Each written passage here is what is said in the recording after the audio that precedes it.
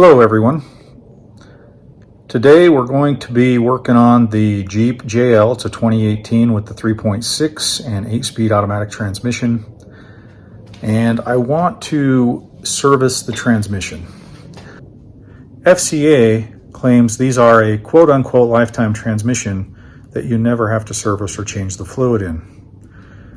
I think common sense and experience tells all of us that the transmission really needs to be serviced at some point. Now, mine only has 26,000 miles on it, and certainly it should not need a transmission service this early.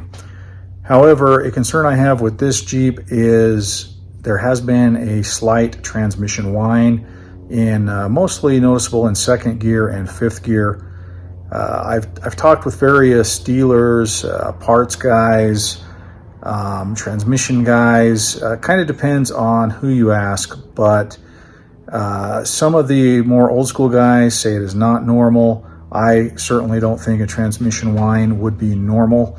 However, I've also, in digging into the research, come to the understanding that this transmission is a planetary gear type driven transmission, and it's my understanding those do whine. It's not a matter of if but when and how loud the whine is. I don't know if there's any truth to that, but with folks I've talked to, with various mechanics, with research I've done, that's what I've found. Certainly, if you know otherwise, please comment down below. Regardless if it's normal or not, I want to go ahead and service the transmission to see if it quiets it down at all or takes the whine away. To the average person, they may not notice the whine is there, but us Jeep owners, we know every little sound. It's not a sound I've heard before on previous vehicles. That's why I'm a little bit concerned with it. The dealership, of course, says it's normal. It shifts fine, it drives fine, it has plenty of power, all of that good stuff. I just am not sure if I'm going to be putting a transmission in this thing before it reaches 100,000 miles. I certainly hope not. But that's the plan, is to change out the fluid, service the transmission, the filter, etc. And hopefully it takes that whine down. One other thing you may have heard about is this big perception that the new 8 and 9-speed transmissions cannot be serviced, or they're really difficult to service. It is true that these transmissions are based off of a ZF style transmission, which is made by BMW. For the record, these are not BMW transmissions. They are a BMW ZF8 design, but they are indeed built by FCA for the Jeeps, the Dodge Rams, and I'm sure several other Dodge cars. This transmission is no different to service than any other transmission in the past.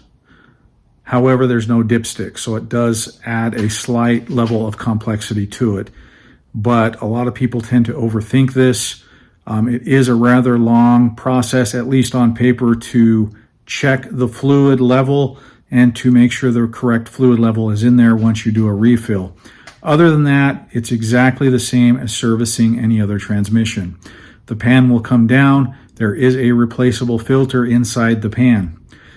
Some people have mentioned they believe that the filter is built into the pan. For the Jeep JLs, that is not the case.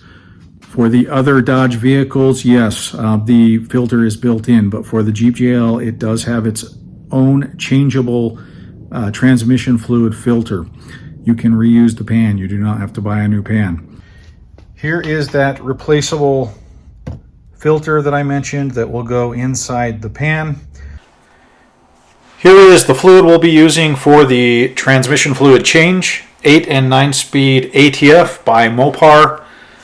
You can also use the BMW branded one. I think it's called Lifeguard.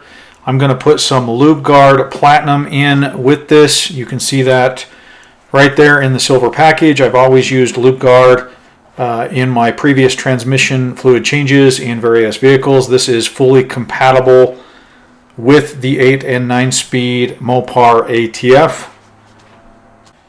Let's get started. To do this, make sure the Jeep is parked on a level surface. Go ahead and remove the front skid plate from the Jeep. There are 3 bolts holding that on. Then go ahead and pull the drain plug from the passenger side of the transmission as seen here.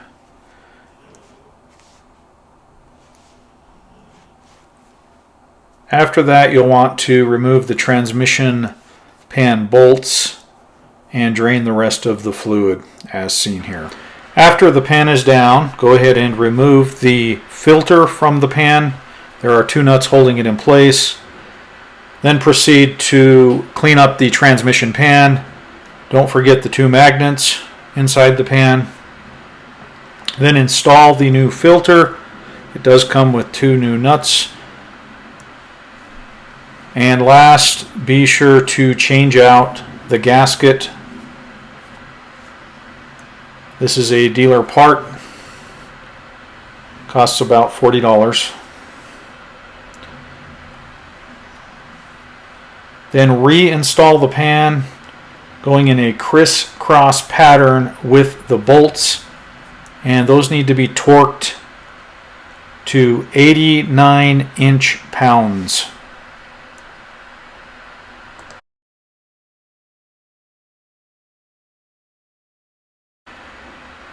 After the pan is in place and torqued down, it is time to begin the fill process. The fill hole is the same as the drain. It's on the passenger side of the vehicle, as seen here. Of course, the transmission is cold. We're going to go ahead and pump fluid in there until we start to see it dripping out. You can see that here.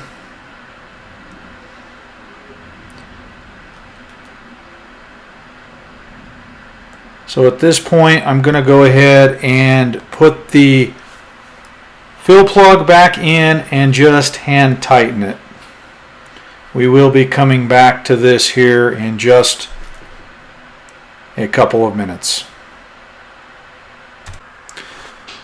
Now it is time to fill the transmission to the proper level.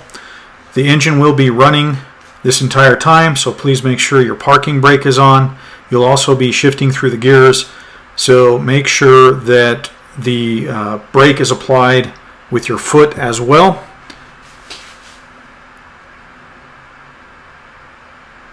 You can see we're about 71 degrees Fahrenheit. For starters, place your foot on the brake, place the transmission into reverse for approximately 5 seconds,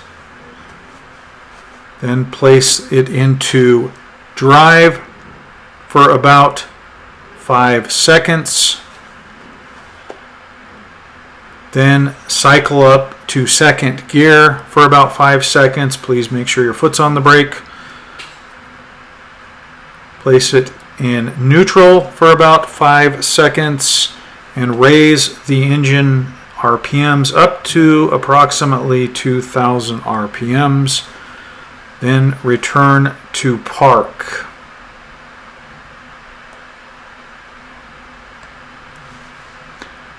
You can see I'm only up to 75 degrees Fahrenheit. We are not hot enough on the transmission to perform a proper fill. So I'm going to go ahead and run through this process again.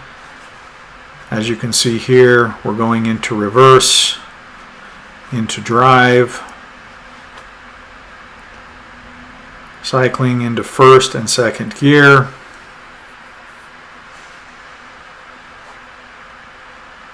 going to go into neutral, rev it up to 2,000 RPMs. And by shifting through the gears like this, it will heat the transmission up. We're trying to get it above 86 degrees Fahrenheit. Okay, after cycling through the gears and the steps a couple of times, I'm now up to 86 degrees Fahrenheit, which is the minimum for the fill. So we're going to return down to the bottom of the Jeep and start filling the transmission. So go ahead, remove the fill plug, and we're going to pump fluid in until that starts dripping out. So very similar to filling a transfer case for those that have done that. When I refilled the transmission, I did end up putting about 3/4 of a quart more into the transmission than what had come out of it. I was very careful to measure everything that came out. So I am confident this probably came from the factory a little bit low on transmission fluid. I have read that has happened to others as well. Once the transmission's full and dripping out, go ahead and reinstall the plug and torque to 26 foot-pounds. We are done. Final temp on the transmission when I finished the fill was 100 degrees exactly. So we're right in the middle, between 86 degrees and 122 for the fill. One thing of concern and of note is the fact I only took out about 4.5 quarts of transmission fluid, and I estimate with my lube guard I put approximately 5.25 quarts back in. So I'm wondering if this was low from the factory by about 3/4 of a quart or even a full quart. I guess that could be cause for some concern. Maybe that's where my winding was coming from. I haven't gone out and driven this yet. I'm going to go ahead and get cleaned up and get out there for a road test to see if there's any improvement. So I have had a chance to get out and drive the Jeep. I've put a couple hundred miles on it. The transmission fluid change definitely did make the transmission quieter. However, to the trained ear, the transmission whine is still there. I suspect that is something I'm just going to have to live with. It did quiet it down some though. The transmission still shifts perfectly and smooth as it always has. For peace of mind, I am glad that I did change that out, get that dirty fluid out of there. For those that have been doubting the job or wanting to attempt it but we're a little bit unsure, hopefully this video will help you out should you choose to do so. It's really not that difficult. Really just making sure the transmission is up to the proper temperature before you perform the fill on it, and make sure you just cycle it through those gears as I stated in the video, and I'll also put the process down in the comments. So if there's any other comments or information that you have that I may have missed or said incorrectly, please feel free to comment down below. Other than that, please subscribe to my channel if you've not done so, and thank you for watching.